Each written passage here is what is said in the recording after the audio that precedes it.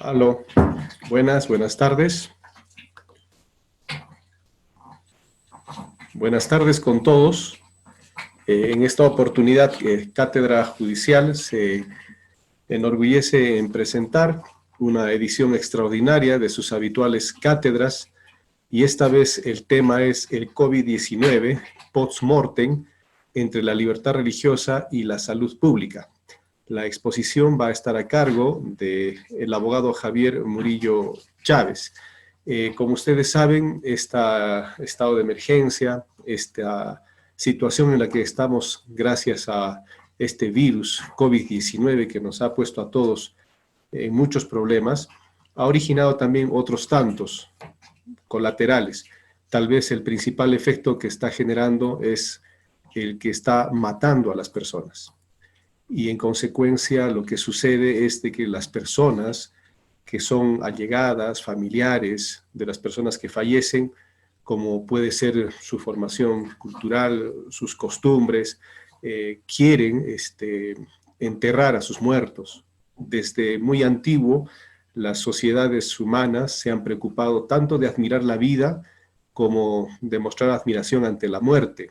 Y la muerte trae muchas preguntas, pocas respuestas, pero siempre se ha pensado en casi muchas de las culturas de que hay una existencia más allá de la vida, y es por eso que se hacen rituales al fallecer una persona, se hacen unos enterramientos muy ceremoniales, y cada cultura ha ido generando una suerte de observancia silenciosa de respeto hacia la muerte. Pero el COVID-19, según los médicos han determinado, los científicos lo han dicho, el cadáver que está contaminado y que se fallece con COVID-19 obliga a que se tenga de primera intención que cremar, y seguramente esto causa mucho efecto negativo en algunas personas que no creen en esa forma de que termine un cadáver. Otras de repente sí, pero bueno, es muy controvertido, pero estamos en una situación de emergencia y eso de seguro ha motivado a nuestro conferencista a preparar el tema y a explicarnos el mismo. De manera que le damos la bienvenida, empezamos con la exposición. Les vamos a pedir que por favor cierren los micros, apaguen los micros. Al final de la exposición cabrán hacer preguntas, oportunidad en la que ustedes mismos pueden encender los micros y formular la pregunta correspondiente. Sin más preámbulo, entonces le damos el pase a Javier para que empiece su exposición. Buenas tardes, Javier. Hola, gracias por la introducción. En verdad este tema es importante porque, queramos o no, nos puede tocar que veamos a un vecino, veamos a una persona en la calle y tener que saber qué cosa es lo que se va a hacer, y sin perjuicio de que se tiene que llamar al número estatal, ¿no?, que es el 113, si es que vemos un cadáver en la calle, ver que se esté haciendo regularmente el proceso de recojo de cadáveres, que es uno de los temas que vamos a tratar, ¿no? Quería empezar diciéndoles que van a ver una diapositiva con mucha información. No es que haya querido poner la información a propósito, toda la información ahí, pero la investigación continuó. Me cambiaron la norma antes de ayer, me parece, con otra disposición sobre el tema, lo completé y salió un montón de diapositivas, ¿no? Voy a ir dinámicamente, no me voy a detener a leer, y de todas maneras voy a poner a disposición después el PowerPoint que voy a utilizar para que lo cuelguen en el blog de Cátedra Judicial, ¿no? Voy a compartir la pantalla.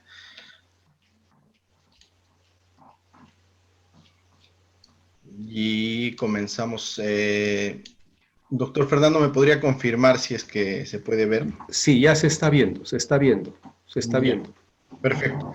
El tema que he decidido tocar es el del conflicto de la libertad religiosa y la salud pública en estos tiempos. En principio porque hay una gran delimitación a la libertad de culto, como vamos a observar, por el tema de salud pública. Y tenemos que ver si las medidas que se están tomando son racionales, no son racionales, y algunos temas de manejo que nos van a ayudar también si tenemos algún caso cercano a nosotros, ¿no? Lo primero, quería empezar con un tema de actualidad, para que vean que la muerte también puede tener lados divertidos, ¿no? Estos personajes son famosos ahora en las redes, son famosísimos. Todos los conocen porque es un servicio que proveen estos señores en donde hacen bailar al ataúd en Ghana, en el país de Ghana, ¿no? En ese contexto es uno de los tipos de rito funerario que existe, ¿no?, en la actualidad, pero obviamente el Internet y nuestro país, que no tiene esto como un rito común, lo ha tomado a gracia y finalmente eh, hubo justo un video de la ministra de Salud tosiendo frente al periodista Jimmy Chinchay y automáticamente ponen la imagen de ellos bailando, ¿no? Es una cosa que se ha viralizado y claro, ahora esto representa la muerte en el mundo actual, pero adicionalmente se ha tomado también como medida de gobierno.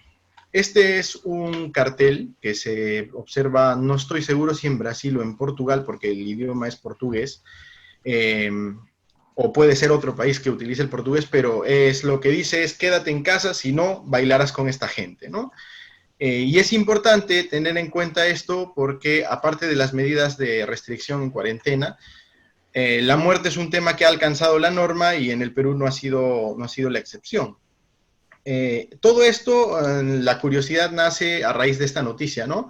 En España, una ceremonia, un funeral, una ceremonia para despedir a los muertos, causó un gran foco de infectados, ¿no? Esta noticia es, vamos, de marzo, de inicios de la cuarentena aquí, pero allá en España ya tenían bastantes casos, ¿no? Y claro, dice, el mayor foco de la epidemia en España, hasta ese momento, debo entender, porque posteriormente pudieron haber muchos más focos de infección y mayores, ¿no? Pero, claro, un funeral conglomera gente, y efectivamente genera que se pueda dispersar el virus de manera más rápida, ¿no?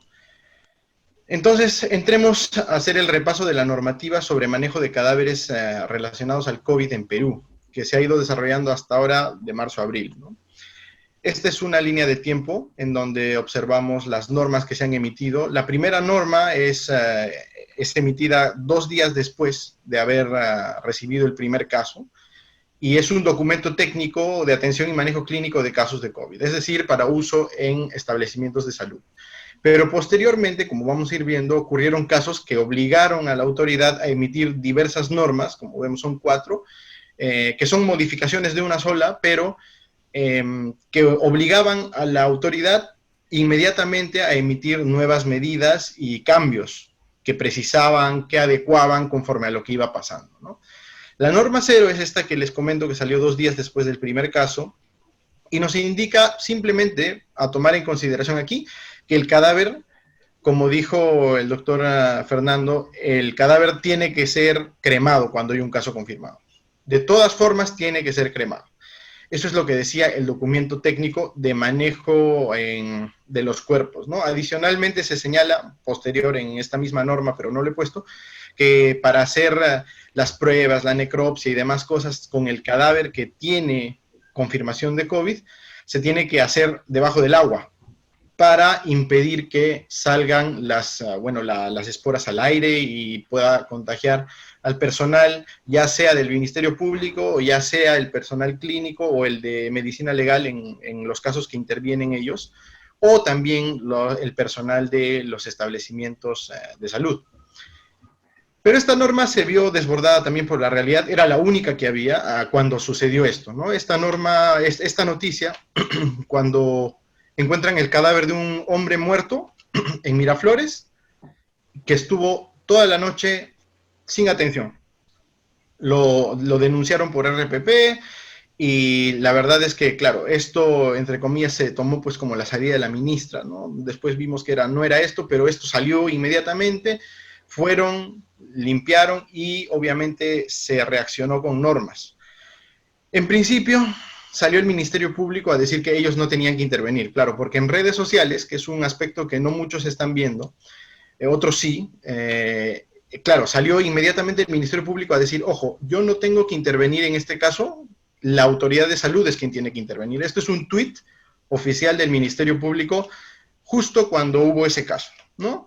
Entonces, el gobierno tomó la decisión de emitir la norma que aprueba esta Directiva Sanitaria 087-2020, que es la norma que va a regular y regula hasta la actualidad el tema del manejo de los cadáveres. ¿Qué nos dice esta norma? Lo primero, que cuando hay un caso confirmado de COVID, no va a proceder la necropsia del cadáver. Esa es la regla general. En caso hubiera muestras de actividad criminal, que se ha cometido un delito en el cadáver, ahí sí va a intervenir el Ministerio Público para que se efectúe la necropsia. Ahora bien, en caso de sospecha de infección, o sea, no un caso confirmado, sino sospecha, se toma una muestra primero, se espera el resultado y dependiendo de ese resultado se va a actuar. Si el resultado es negativo, se actúa conforme se hace el levantamiento de cadáver normalmente. Si no sale positivo, si sale positivo,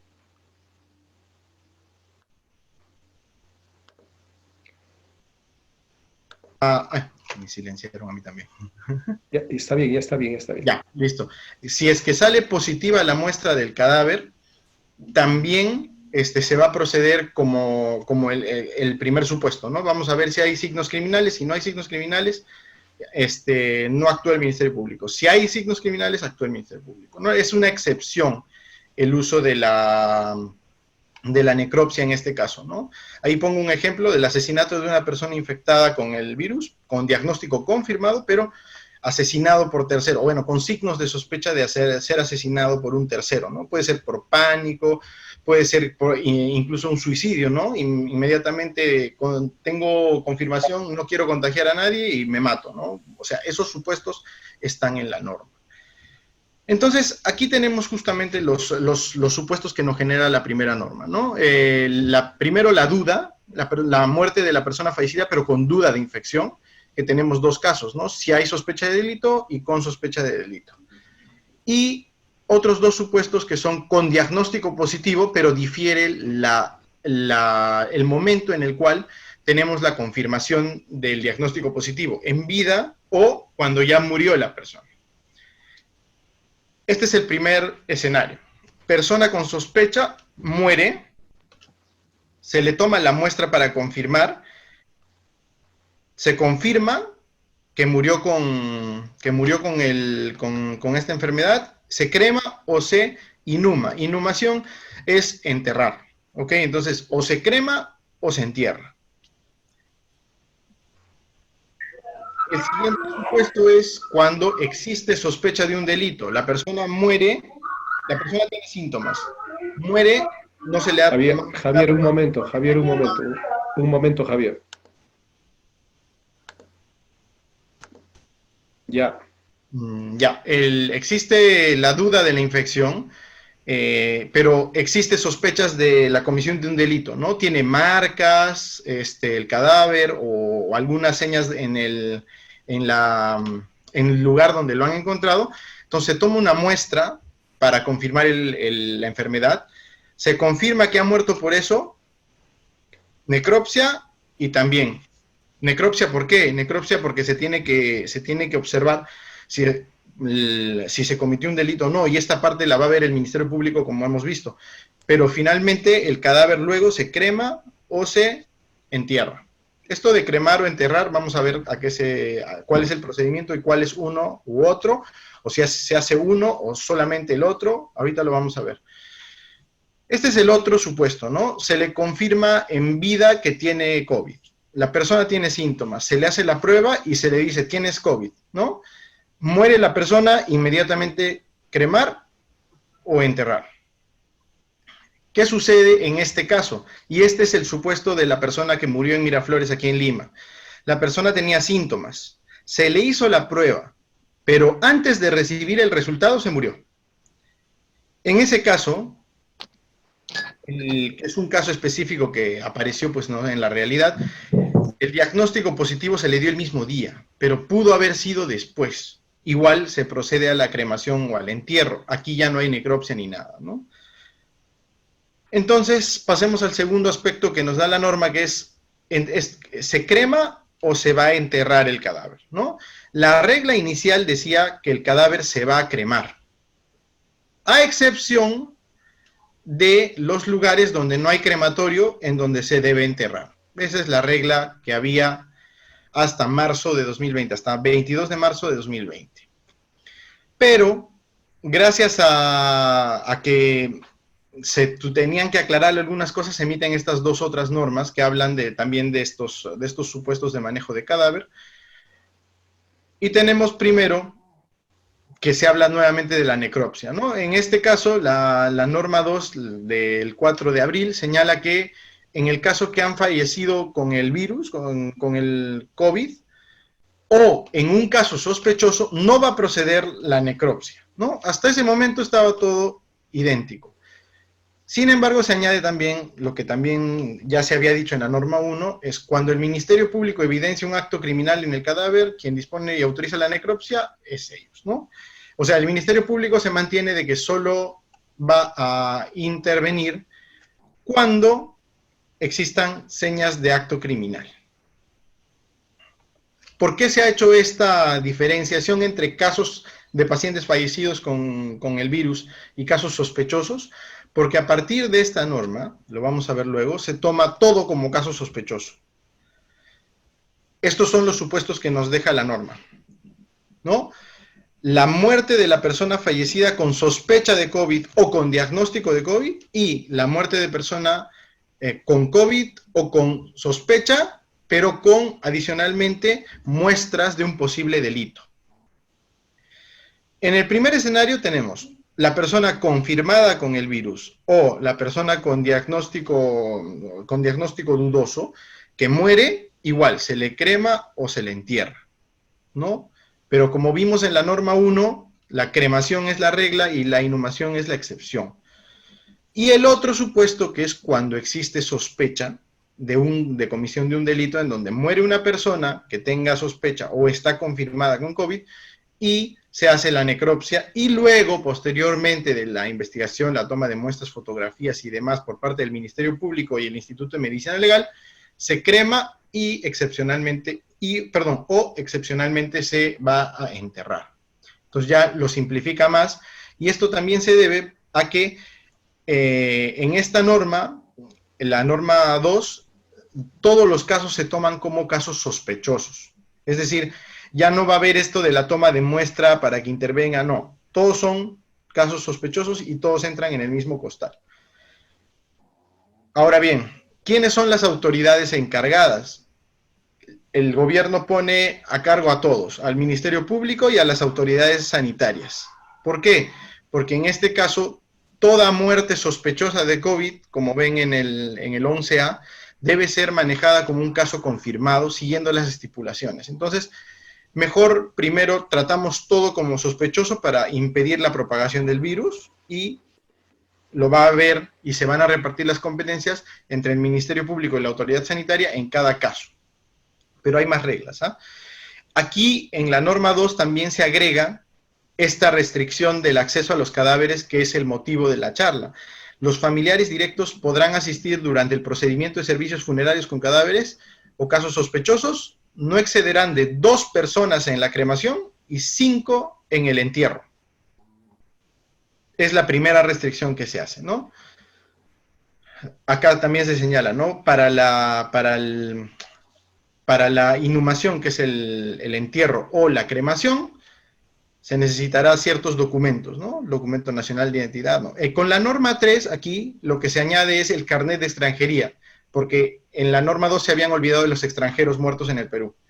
Entonces, añadir el carnet de extranjería como documento era un tema simplemente de añadir el supuesto de los extranjeros, ¿no?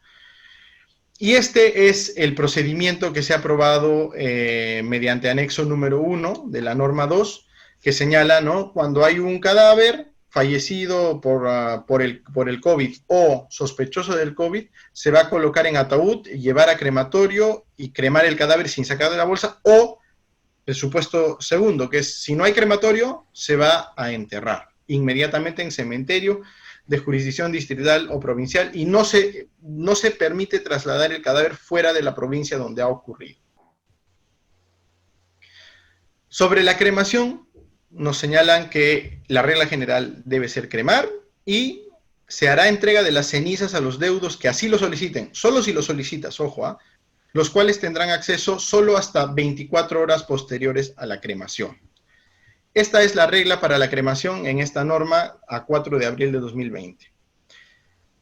¿Qué pasaba con el supuesto que habíamos visto en la norma 1 del entierro? Se añadieron excepciones. La norma 2 añade la excepción de si se sobrepasa la capacidad operativa de los crematorios, y la 3, que es si existen dispositivos médicos invasivos en el cadáver, ¿no? Y es importante ver este inciso F, que dice que el velorio del cadáver está terminantemente prohibido.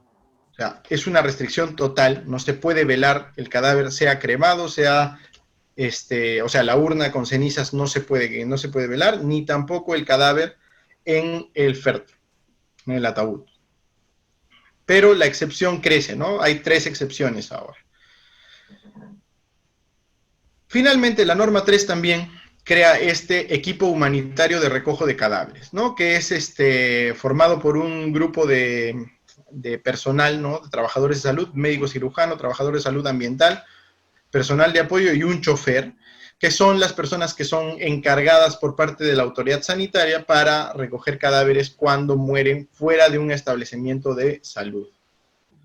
El flujograma cambia, ¿no? Es anexo 2, el fallecimiento en lugar distinto a un establecimiento de salud, tenemos ahí clarito.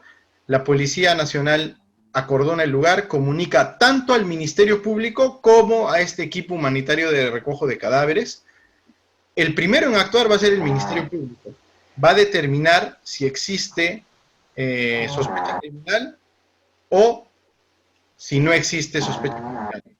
Si existe sospecha criminal, el cadáver va a ser automáticamente manejado por el Ministerio Público y el Instituto de Medicina Legal. Si no existe sospecha criminal, la Policía Nacional va a emitir el acta y inmediatamente el equipo de humanitario de recojo de cadáveres va a ver si es que esta persona está cubierta por una entidad de salud pública o privada, o si no tiene, para mandarlo al SIS.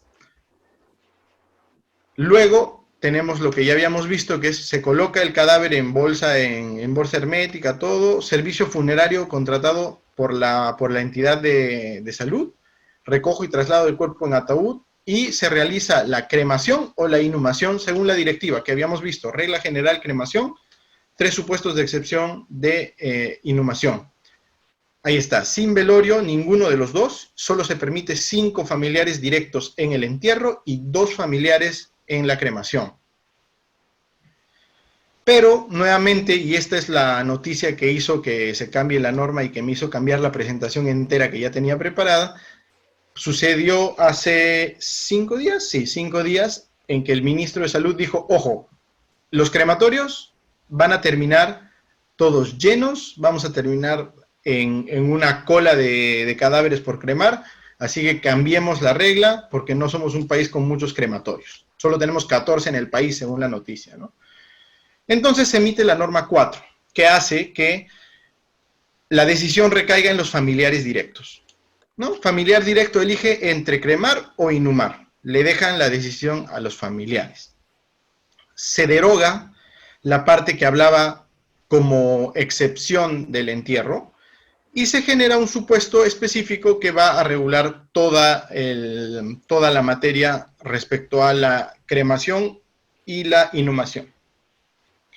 Se respeta esto de las 24 horas, todos los procedimientos están iguales. Vemos aquí la composición, ¿no? La inhumación puede ser sepultura en tierra o en nicho, aclaran eso. El velorio sigue estando prohibido totalmente. Lo que eran excepciones ya no son excepciones, es una alternativa, pero queda como regla forzosa que el cadáver va a ser inhumado obligatoriamente si tiene dispositivos médicos invasivos. Y por último, también se señala que las cenizas de los deudos serán entregadas y se tendrá acceso a las mismas solamente 24 horas posteriores a la cremación, porque de no ser entregadas se conservarán en el cinerario, que conforme a lo que dice este reglamento de la Ley de Cementerios y Servicios Funerarios, va a ser depositado en los cinerarios comunes, si nadie lo reclama. La norma general dice luego de 3 meses, pero la norma en cuarentena dice que solamente van a ser 24 horas. Este es un cuadro resumen de lo que hemos visto hasta ahora y de lo que va de la exposición, en el cual primero se señala qué autoridades van a intervenir. Si estamos en el establecimiento de salud y hay una muerte por sospecha de COVID o con COVID, quien interviene automáticamente es la autoridad de salud. Si es fuera del establecimiento, es la policía quien interviene primero, el Ministerio Público y este equipo humanitario de recojo de cadáveres, que se tienen que repartir las competencias conforme al flujograma que hemos visto unos minutos atrás. Se hace necropsia solamente cuando existan sospecha de la comisión de un acto delictivo o un delito. El Instituto Médico Legal y el Ministerio Público son los que se van a hacer cargo en estos supuestos. Procede la cremación o inhumación, solamente la norma ha dicho que el familiar directo elige entre cremar o inhumar. ¿Quiénes pueden intervenir y por cuánto tiempo en el procedimiento del cadáver, de tratamiento del cadáver? En el caso del entierro, 5 familiares directos que pueden solamente máximo 24 horas después de certificada la muerte elegir si va a ser sepultura en tierra o en nicho.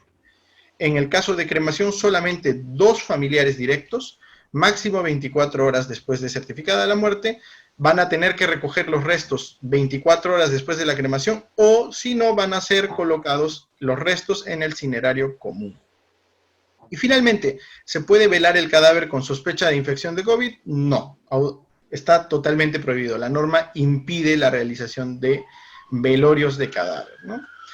Y ahora procedemos a entrar al tema constitucional, que es este conflicto entre la libertad religiosa de poder enterrar o ser enterrado y la salud pública. La pregunta es, ¿puede limitarse la libertad religiosa en favor de una medida de salud pública? Vamos a verlo. Primero, hay que aclarar que la pelea entre la religión y el virus también está ahí desde tiempos antiguos. He encontrado esta referencia de otra epidemia que hubo a inicios del siglo XX, aquí en Perú, en este libro. Está en inglés, pero dice que hubo siempre este conflicto entre poder enterrar a los muertos, el ritual que significa enterrar a los muertos, y la salud pública, ¿no? En algunos casos, la medida, dice, fue resentida por aquellos que encontraban que el culto era algo muy importante, y citan un caso de una señora Gregoria Lazo de Saavedra que murió en Catacaos en 1911, que en un acto de rebeldía la gente la sacó por las calles de la ciudad, o sea, la sacó, es el ataúd, con música de banda y más de 500 personas. Obviamente eso ahorita sería repelido por la policía y todo porque no podemos hacerlo, pero eran otros tiempos en donde no existía Vizcarra a las 12 y la gente estaba mucho menos comunicada, ¿no? Y me atrevo a decir incluso que en 1911 quizás la gente ni siquiera sabía de todas las medidas porque no se podía publicar El Peruano por internet. Entonces era muy complicado el manejo en esos tiempos, ¿no? Actualmente ya no se puede alegar desconocimiento de derecho de ninguna forma, de conocimiento de las normas que están saliendo recientemente. En principio debemos señalar que la libertad religiosa y la salud pública están ambas en la Constitución. La libertad religiosa está reconocida en el artículo 2, inciso 3, pero se señala ahí incluso una limitación, que el ejercicio público de estas confesiones es libre siempre que no ofenda la moral ni altere el orden público. Y ahí la pregunta es, ¿y la salud? No está colocada la salud pública. El orden público es un concepto distinto, vamos a verlo por ahí. El artículo 7, por otro lado, reconoce el derecho a la protección de la salud y de la comunidad, o sea, la salud de la comunidad, ¿no? Ambos están reconocidos a nivel constitucional, entonces se podría generar un tema de conflicto constitucional. Pero ¿qué dicen las normas legales, ¿no? La Ley General de Salud dice, ¿no? Todo cadáver que haga posible la propagación de enfermedades será cremado previa necropsia. Categoría. La Ley de Cementerios y Servicios Funerarios señala exactamente lo mismo. Todo cadáver que haga posible la propagación de un daño será cremado. El reglamento, exactamente lo mismo. La incineración del cadáver o restos humanos, previa autopsia, se dispondrá cuando existe peligro para la colectividad, ¿no? Las normas legales y las normas inferiores están claras. Señalan automáticamente que sí, la salud pública va a primar sobre la libertad religiosa, ¿no? Ahora, vamos a ver, porque el test de proporcionalidad, de la ponderación entre estos dos valores, también la tiene que hacer el legislador y obviamente el Ejecutivo cuando reglamenta, porque toda norma está sometida al control de constitucionalidad. Y vamos a observar si efectivamente pasa o no el test estas medidas que se han adoptado por parte del gobierno. La ley de libertad religiosa, por otro lado, una norma legal que desarrolla el derecho a la libertad religiosa, señala que, bueno, es una garantía que el Estado debe proporcionar el ejercicio de este derecho a la libertad de religión. Y nuevamente se señala que el único límite es la protección del derecho de los demás al ejercicio de los derechos fundamentales, y ahí sí se señala la salud, ¿no? Es como si el legislador hubiera corregido este aspecto que en la Constitución no se colocó, porque dicen que no ofenda la moral ni el orden público. Y en la ley de libertad religiosa se añade esta palabrita que es la salud. Nuevamente, en la ley de libertad religiosa se señala que, ojo, dentro de esta libertad de religión existe el derecho a recibir sepultura de acuerdo con las tradiciones y ritos de la propia confesión religiosa, respetando los casos de las normas vigentes sobre salud e higiene públicas. Esta ley señala salud y higiene públicas en el sentido, claro, de las normas que hablan del entierro, de la cremación y de otros tipos de ritos y de manejo de cadáveres. Sin embargo, no está pensando necesariamente en un tema de pandemia y en un tema de salud pública, ojo, pero está ahí y se podría interpretar así. Ahora, ¿qué dice el Código Civil? Dice que a falta de declaración hecha en vida, corresponde al cónyuge del difunto, a sus descendientes, ascendientes, hermanos, excluyentemente, decidir sobre, ojo, la necropsia, la incineración y la sepultura, sin perjuicio de las normas de orden público pertinentes.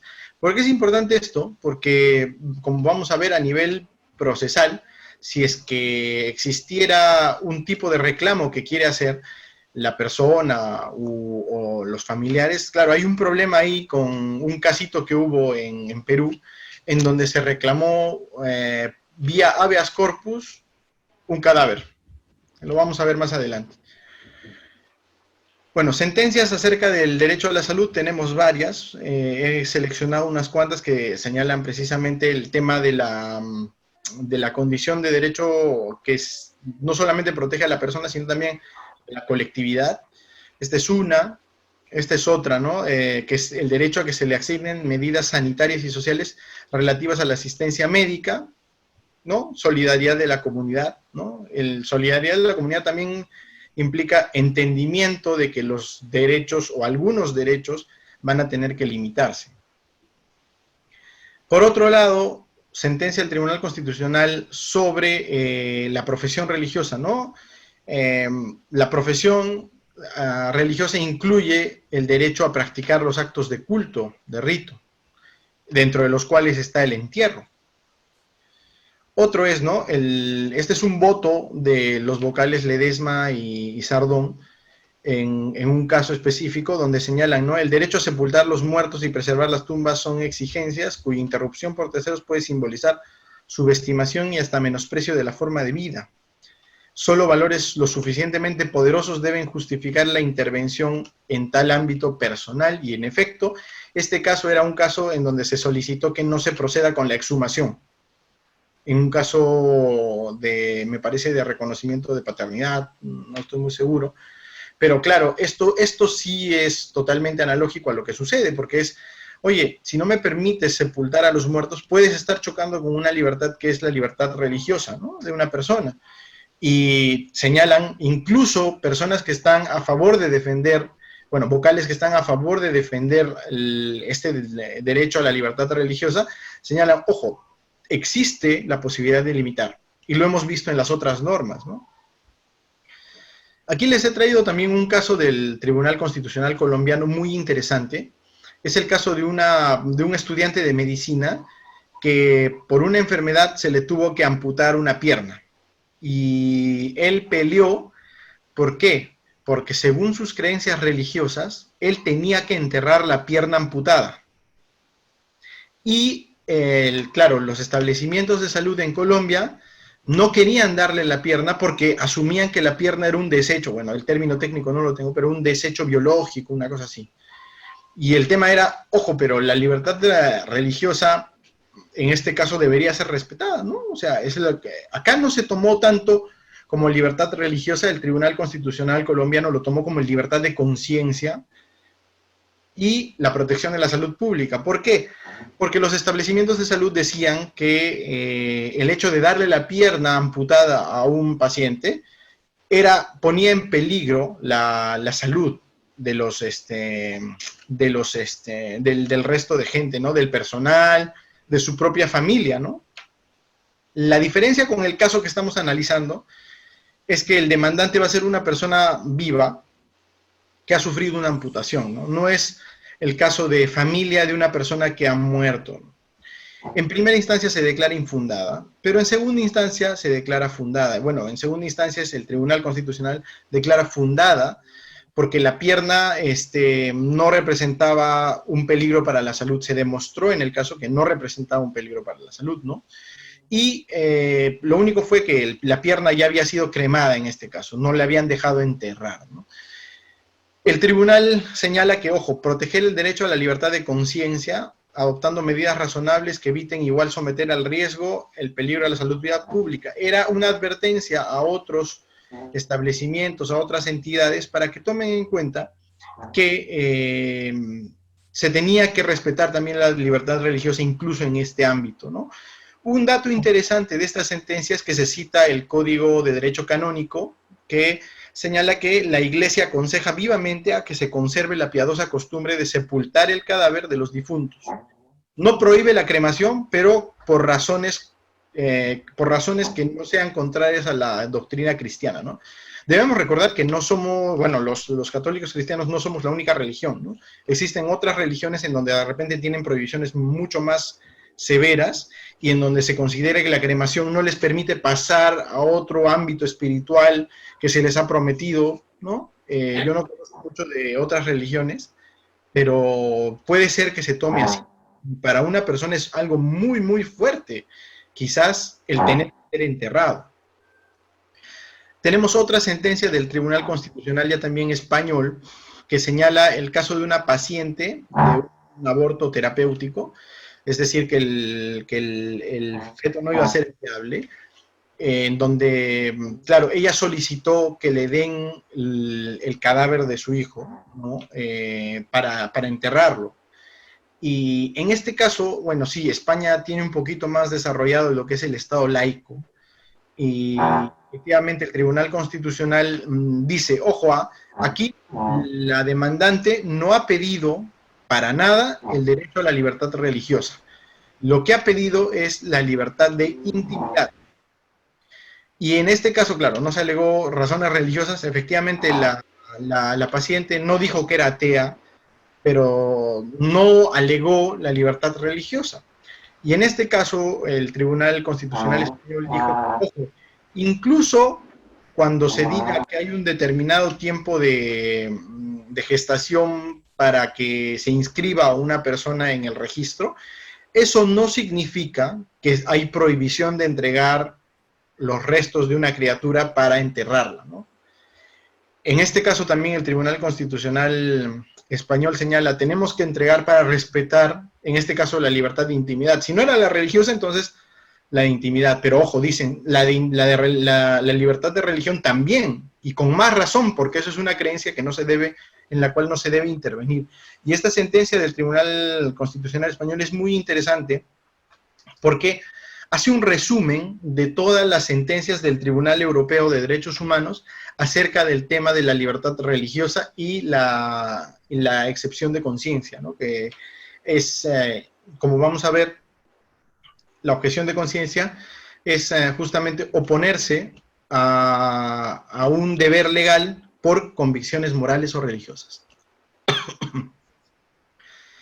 En este caso tenemos nosotros regulado esto en el artículo 4 de la Ley de Libertad Religiosa, Y podemos decir que se podría proponer esto frente a la limitación que ha dado el gobierno.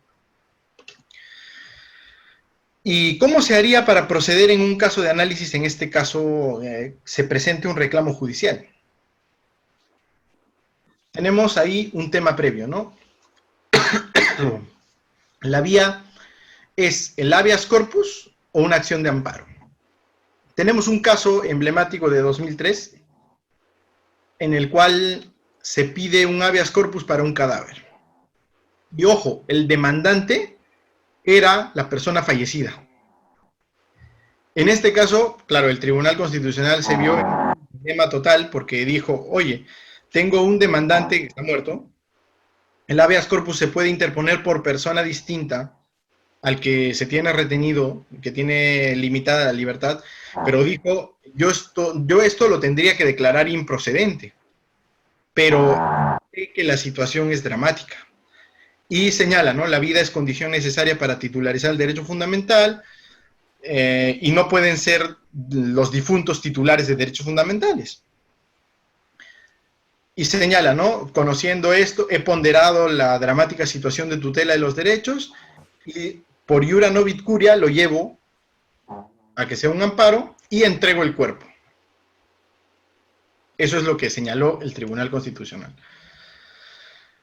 Entonces, la regla, y bueno, como debería ser, es que se presente un amparo, ¿no? Amparo por libertad de religión de los familiares y deudos de la persona fallecida. La persona fallecida no puede interponer, o no se puede interponer, el habeas corpus te permite, ¿no? Solicitar la legitimidad, o sea, tener legitimidad para solicitar la libertad de otra persona, del respeto al derecho a la libertad y conexos de otra persona. En este caso no podemos utilizar el habeas corpus para eso, porque, claro, lo que se pidió es, yo pido un habeas corpus para que me des el cadáver de la persona que ha fallecido en base a la libertad de religión y la integridad personal. El tribunal, ese caso fue excepcional, lo dijo expresamente, pero lo que debería hacer es un amparo alegando libertad de religión. Y en este caso es interesante porque ese era un tema previo nomás de la vía. Tenemos que ver el tema de fondo. Hay dos valores constitucionales en juego, ¿no? La libertad religiosa y la salud. En este caso la salud pública. La medida, el petitorio que se haría en una demanda hipotética en donde una persona muy religiosa quiera velar y enterrar al cadáver de una persona conforme al rito regular, esa sería la demanda, ¿no? De amparo, y se tendría que ver si se puede cumplir con respetar esa libertad religiosa, ¿no? Completamente, en vista de las normas que están ejercidas ahorita, bueno, emitidas por el gobierno. El primer paso, que muchos omiten en el tema del análisis del choque de dos valores constitucionales, es ver si los dos valores están protegidos a nivel constitucional. En este caso sabemos, obviamente, que la libertad religiosa y la salud, ambas están protegidas, entonces podríamos continuar con el test. Y se analiza también la idoneidad de la medida, o sea, permitir velar y enterrar el cadáver con el rito regular, ¿va a permitir respetar la libertad religiosa de manera efectiva? Sí, efectivamente, cumple con el primer paso. La medida tanto tomada, bueno, la medida que se reclamaría ante un tribunal, como una forma de amparo hipotético. Pero en este punto es donde tenemos el problema, ¿no? La libertad, existen medidas alternativas al rito regular que sean menos gravosas para lograr que sean menos gravosas para la salud pública, que logren igual respetar la libertad religiosa. Y efectivamente, desde mi postura, yo está abierto al debate, pero yo creo que sí, porque la norma tomada y la norma dictada por el gobierno en este caso es justamente una norma intermedia, porque no te están diciendo, ojo, no entierres a tus muertos, no les des una debida sepultura, sino lo único que te están limitando es el aspecto del rito, que es el velatorio del cadáver, en donde efectivamente vamos a tener aglomeración de gente y podemos difundir, esparcir el virus. La prohibición total sería, ojo, no, tranquilo, yo voy a hacerme cargo del cadáver, tú ya no lo vas a poder ver nunca más, y nos despedimos. Eso no es lo que ha hecho el gobierno, ni siquiera en la norma cero, ¿eh? En la norma 0 también se tenía que, obviamente, improvisar, pero permitían a las personas entrar. En la norma 1 ya efectivamente había limitación, y ahí estaban las limitaciones numéricas, ¿no? Y el velatorio prohibido.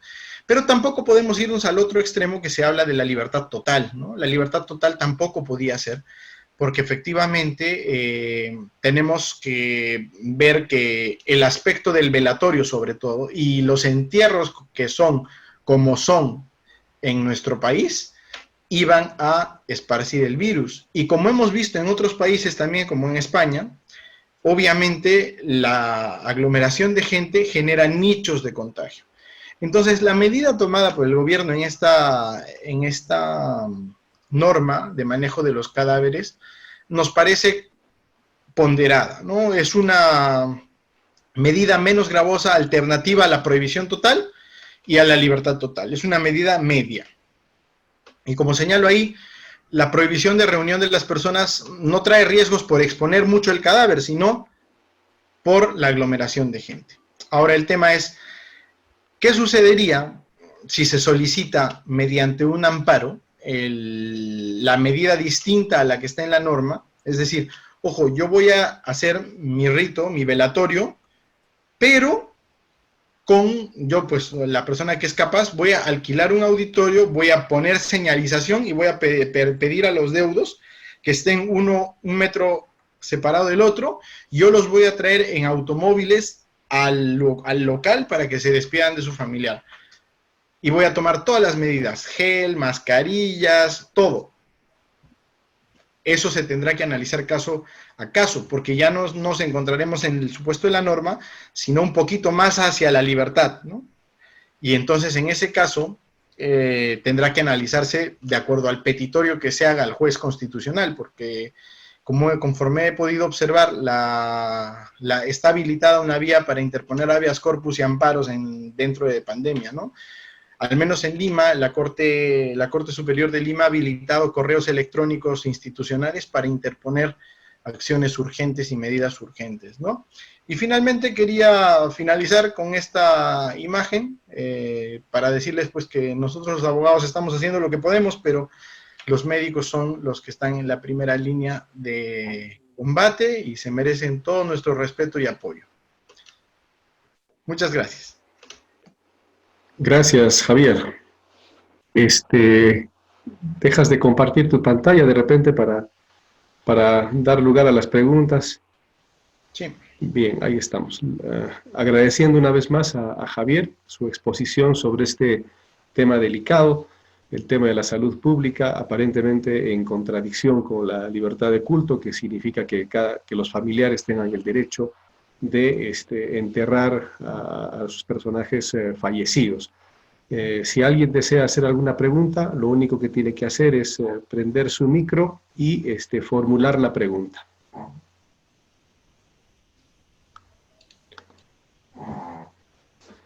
¿Hay alguna pregunta?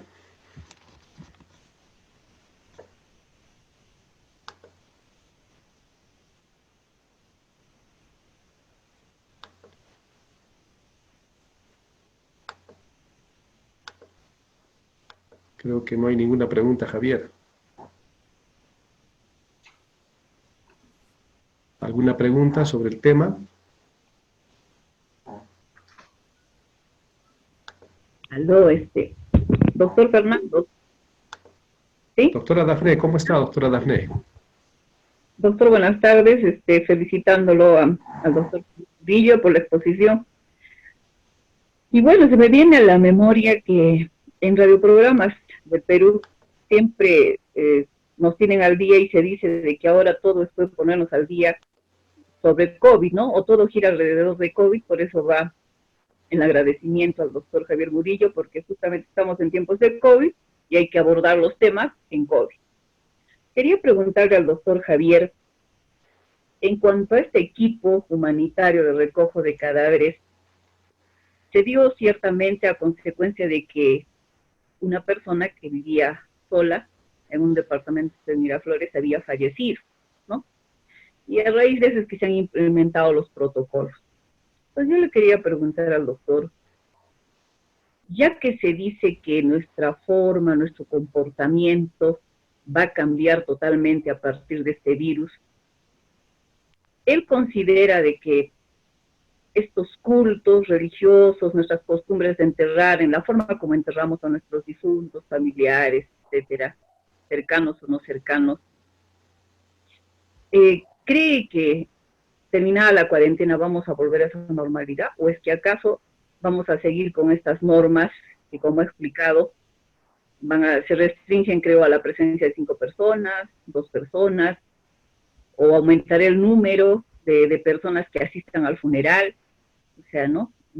Seguirán estas normas sanitarias para el recojo de cadáveres, o en todo caso para el entierro de las personas.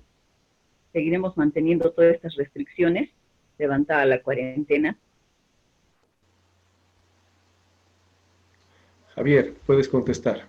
Sí, buenas, doctora. El tema yo creo que va a continuar porque la verdad, como señalaba, no es tanto por el mismo cadáver en presencia de las personas, sino es por la aglomeración, ¿no? La aglomeración de gente que va a estar prohibida por ahora, yo creo que más o menos irá incluso hasta el próximo año, mientras no pare la ola de contagios o se tenga una vacuna efectiva.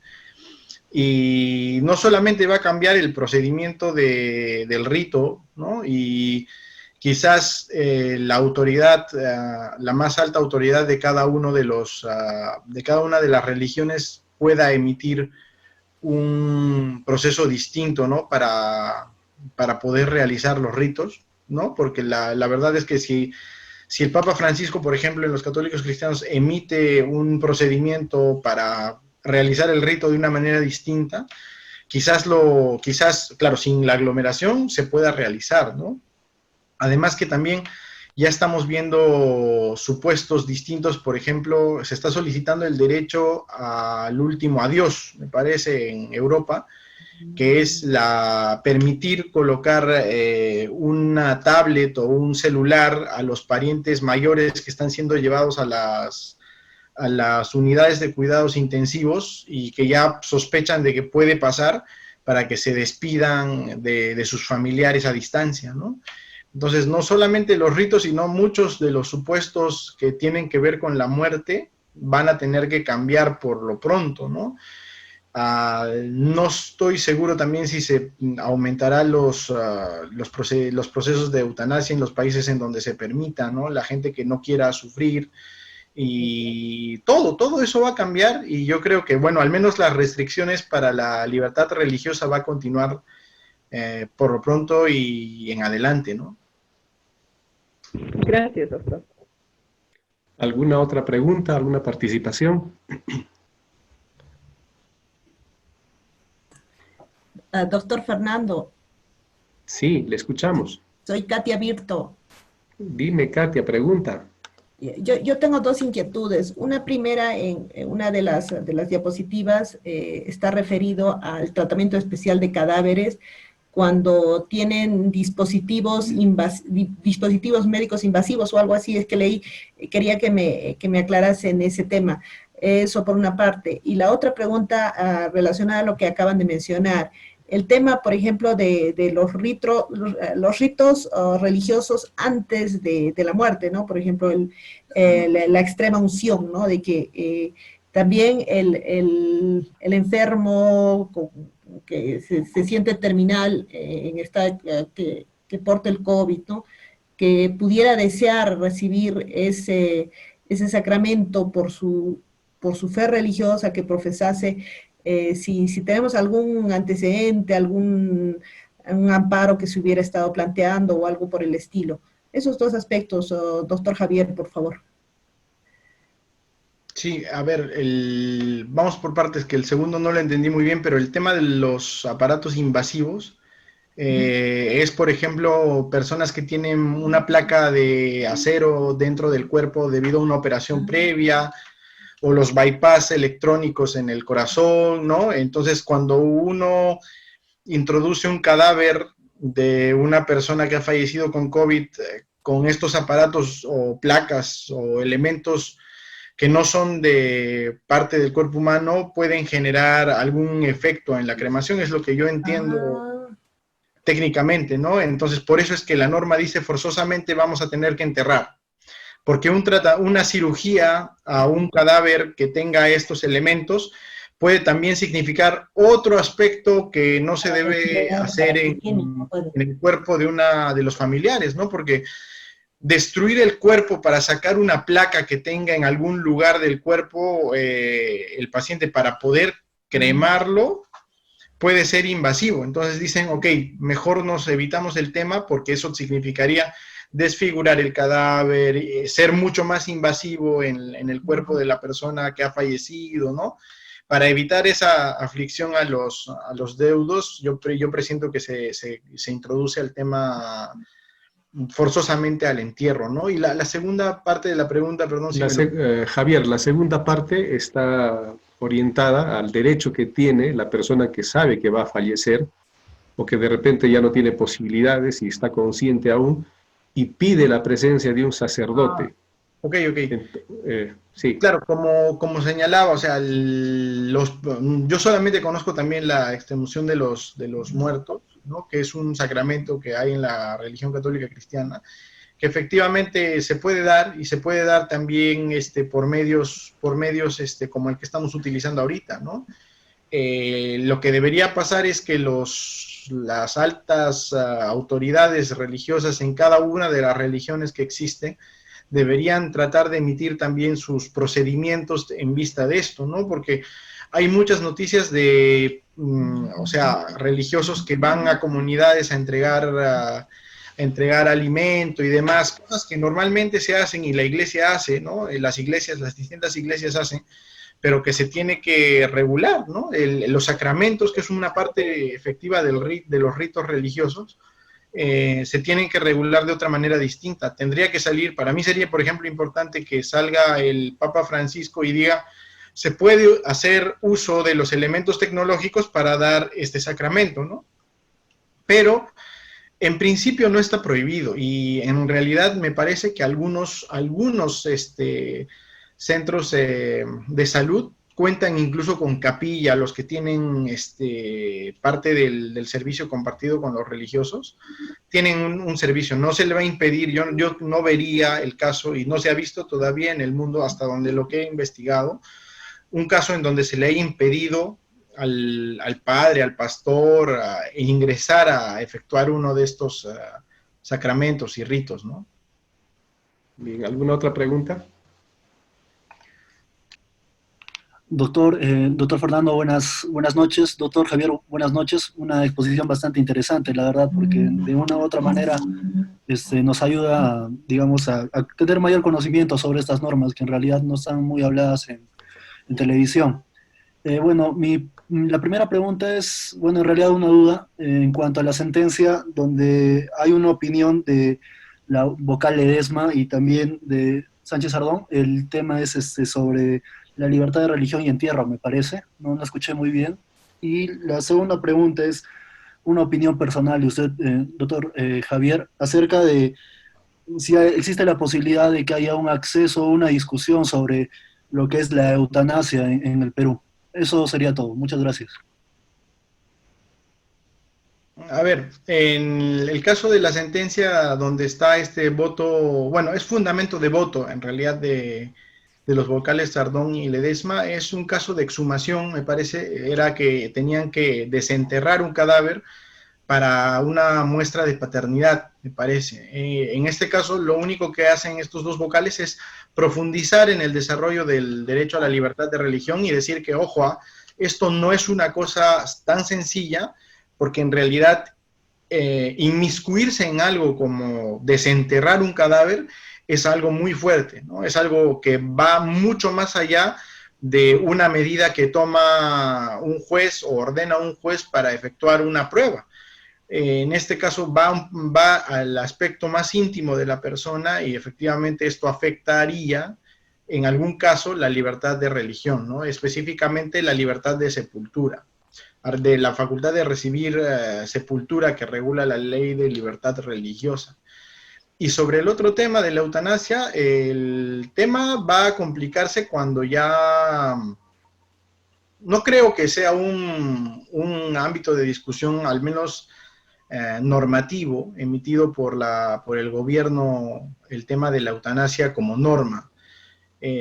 Por lo general, y hay una película muy interesante, ¿no? El Doctor Muerte se llama, protagonizada por Al Pacino, en donde se discute justamente la batalla legal por el tema de las eutanasias, a nivel, bueno, en este caso de este doctor, que era uno de los que promocionaba esto, pero tendríamos que tener en cuenta que los síntomas que tiene que tener la persona con coronavirus son demasiado fuertes como para pedir el acceso al derecho a la eutanasia, ¿no? No es que yo quiera pedir la eutanasia porque se me dio que mañana tengo que morir y yo muero. Tiene que tener unos ciertos requisitos. Y en este caso, claro, si el coronavirus lleva a unos síntomas que efectivamente te van a torturar la vida los últimos días que tienes y ya te van a desahuciar, es muy probable de que se pueda solicitar, ¿no? Los parientes puedan solicitarlo vía un amparo y, como siempre, la vía judicial es la que va a tener que dar la pauta respecto a esto, ¿no? Y es una decisión finalmente que van a tener que tomar las personas que tengan que tomar la decisión en ese caso que se solicite, ¿no? El caso que hemos visto en la exposición efectivamente es también hipotéticamente que una familia pida que se efectúe un entierro, ¿no? Veíamos el caso de 1911 donde una familia en Catagoz agarró y dijo, no, yo entierro a la persona porque yo la entierro y que es mi religión. Pum, salió con banda, 500 personas a las calles a pasear el cadáver. Claro, eso lo hicieron, como lo dije, por las razones históricas que había en esa época y no había la comunicación que hay en la actualidad, ¿no? Pero tendría que verse siempre como un hipotético que se plantea ante la vía judicial y determinados, bueno, los jueces y de primera instancia, de segunda instancia e incluso el Tribunal Constitucional tendrán que efectivamente tomar una decisión. El médico de esa película es Jack Kevorkian, que quería llevar a que se reconozca el derecho constitucional a que las personas decidan optar por la eutanasia ante enfermedades terminales, ¿no? Bien, ¿alguna otra pregunta?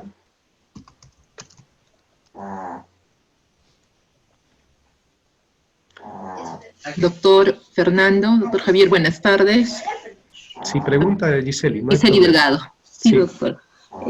La pregunta era la siguiente, doctor. En la exposición se habla de un plazo máximo de 24 horas, ¿no?, para poder recoger los restos, ¿no? Y tomando en cuenta que normalmente cuando un familiar está con el COVID-19, los demás entran en cuarentena normalmente, ¿no?, los demás familiares. Entonces, quería consultar si de repente había un procedimiento, un trámite, para que no necesariamente los familiares directos recojan los restos del familiar fallecido. Sí, en este caso la norma dice que familiar directo, no pone más desarrollo en el tema. Ahora, yo creo y las autoridades de salud, la gente que se hace cargo del crematorio del entierro, no creo que vayan a poner peros en recibir, por ejemplo, una carta poder de una persona que ha recibido poder de representación de parte de los familiares directos, ¿no? Porque muchos, bueno, en realidad yo tengo, por ejemplo, el caso personal de, claro, de mis padres están en Cusco, yo estoy en Lima. Hay parientes que están separados, unos en Piura, otros en Arequipa, y efectivamente, por ejemplo, en el caso que una persona muera de la familia, no va a ser posible que el familiar directo exactamente vaya efectivamente a reclamar el cuerpo, ¿no? Pero yo creo que son flexibles en tanto, efectivamente, si se presenta, por ejemplo, un poder de representación a un tercero de parte del familiar, podría ir y reclamar los restos, ¿no? Ahora, también no es que se pueda tener las cenizas en una casa determinada. La misma religión, por ejemplo, la católica cristiana, ha emitido estas normas canónicas en donde se señala que no se puede tener por religión, ¿no? Las cenizas dentro de un domicilio, que se tienen que llevar a un sitio santo, ¿no? Normas así en temas, en la ley de cementerios no están reguladas de esa manera. Los restos finalmente son llevados a los establecimientos donde yacen los restos, porque hay incluso pequeños espacios Osarios. Osarios, para colocar precisamente las pequeñas urnas que tienen los restos de una persona. Entonces, claro, no es que tampoco uno pueda quedarse los restos de una persona en una casa de manera libre. Entonces, reclamar los restos para tenerlos en casa hasta que termine la cuarentena es un poco complicado. Yo creo que las mismas familias no tomarían ese camino, pero claro, tampoco sería bueno que terminen en la fosa, en el cineario común, que es la norma, lo que ha establecido la norma, ¿no? Y en este caso, claro, el plazo es un poquito complicado, pero tiene que ser familiar directo. Yo diría, la solución que yo propondría es mediante poder de representación a un tercero, ¿no? ¿Otra pregunta? ¿Alguna otra pregunta? Bien, Javier, te agradecemos la exposición, ha sido lo suficientemente clara sobre un tema de actualidad, y bueno, en posteriores oportunidades estaremos marcando otras reuniones para exponer otros temas de interés. A todos quienes han asistido, les deseamos lo mejor. Nos quedan todavía 2 semanas, me parece, de aislamiento social. Cuidémonos la salud, generemos una cultura para que otras personas también cuiden la suya en la medida de todo lo que sea posible. Y bueno, no sé en qué momento, pero de este problema tenemos que salir necesariamente. El Perú es bastante grande y creo que los peruanos también lo somos y tenemos que estar a la altura de las circunstancias. Buenas noches y ha sido un gusto. Gracias, Javier. Gracias.